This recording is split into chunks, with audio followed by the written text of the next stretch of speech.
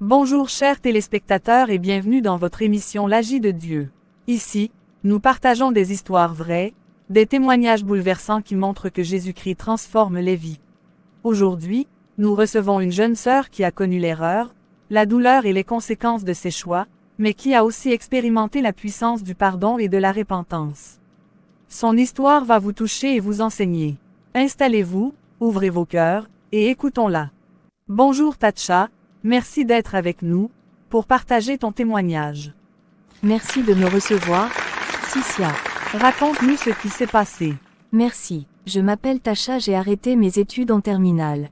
Ensuite, j'ai travaillé dans 2 ou 3 petits emplois pour subvenir à mes besoins. Quelques années plus tard, à 22 ans, une tante du quartier m'a accueillie chez elle comme sa fille.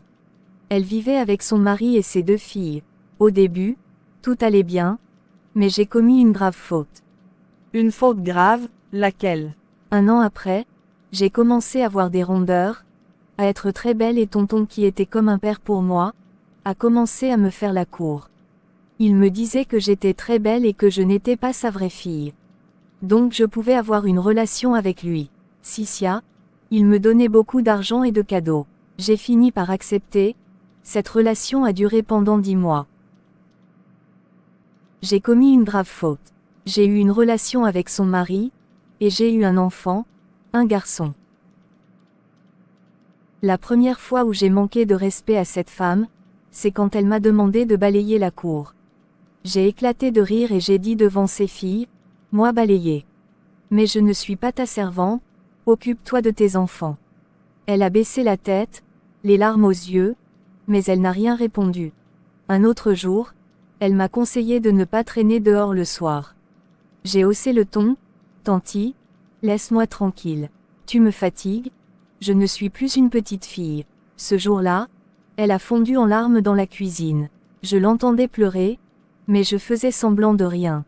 Et comme pour enfoncer le couteau, son mari est venu la gronder, « Toi aussi, tu exagères.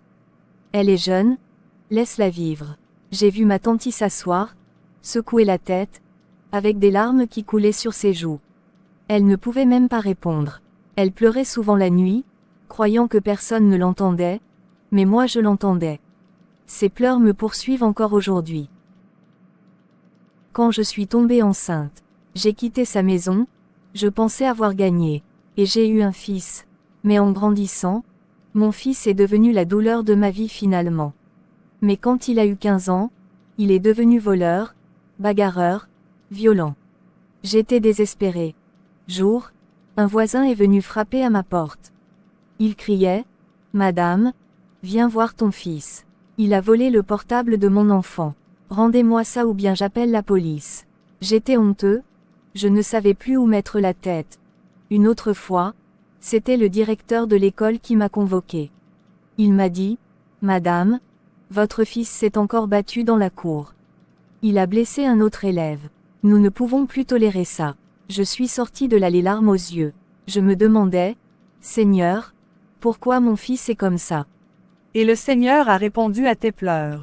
Un jour, à une cellule de prière, l'homme de Dieu a dit, « Toutes ces jeunes filles qui ont des relations avec des hommes mariés, sachez que les larmes de ces femmes deviennent une malédiction sur vous et sur vos enfants. » Ces paroles m'ont transpercé. J'ai compris que les pleurs de cette dame étaient la racine de mon malheur. J'ai éclaté en sanglots, j'ai demandé pardon à Dieu, après des jours de prière et de jeûne. Puis j'ai eu le courage d'aller chercher la dame. Je me suis agenouillée devant elle. Je lui ai dit, « Tanti, pardonne-moi. J'ai détruit ton foyer, j'ai fait couler tes larmes. » Elle a pleuré encore, mais cette fois ce n'était plus des larmes d'amertume. Elle m'a prise dans ses bras et m'a dit, « Je te pardonne, ma fille. » À partir de ce jour, tout a changé. Mon fils, qui volait, qui se battait partout, est devenu calme. C'était Proverbe 28 verset 13, « Celui qui cache ses transgressions ne prospère point, mais celui qui les avoue et les délaisse obtient miséricorde. » Merci, ma sœur, pour ce témoignage. Dis-moi, comment tu t'es sentie le jour où cette femme t'a pardonné? C'était comme si un poids de plusieurs tonnes s'était enlevé de mon cœur. J'ai senti une paix que je ne connaissais pas. Et ton fils, comment tu as vécu sa transformation? C'était extraordinaire. Le garçon qui volait, qui faisait honte, est devenu un enfant doux et respectueux. Dieu avait changé son cœur. Chère jeune fille, vous avez entendu. Ce témoignage est une leçon pour nous toutes. Ne détruisez pas les foyers. Ne croyez pas que prendre le mari d'une femme est une bénédiction. Les larmes d'une femme trompée peuvent devenir une malédiction qui frappe vos enfants. Mais sachez une chose. Quand on se repent sincèrement, quand on demande pardon à Dieu et aux hommes, le Seigneur restaure et change les choses. Alors, jeune fille, fuyez l'adultère, respectez les foyers, gardez votre dignité. La repentance est une source de miracles. Merci ma sœur pour ce témoignage fort et touchant. Chers téléspectateurs, ce que nous venons d'entendre est une grande leçon. Je voudrais dire à toutes les jeunes filles, n'entrez pas dans les foyers des autres. Ne détruisez pas les familles. Ne croyez pas que prendre le mari d'une autre est une victoire. Ce sont des larmes que vous semez, et ces larmes deviennent souvent une malédiction. Mais la bonne nouvelle, c'est qu'il y a une porte de sortie. La repentance. Quand on confesse ses fautes, quand on demande pardon à Dieu et aux personnes blessées, Dieu restaure. Et comme nous l'avons entendu, il peut même transformer la vie de nos enfants. Je vous encourage donc à garder vos cœurs purs, à attendre le temps de Dieu, et à bâtir vos foyers dans la paix. Que le Seigneur vous bénisse et vous garde. À très bientôt pour une nouvelle émission de l'Agit de Dieu. Quand notre Seigneur Jésus-Christ agit, les vies changent. Si ce témoignage vous a béni, abonnez-vous, partagez, commentez et n'oubliez pas, Dieu est fidèle.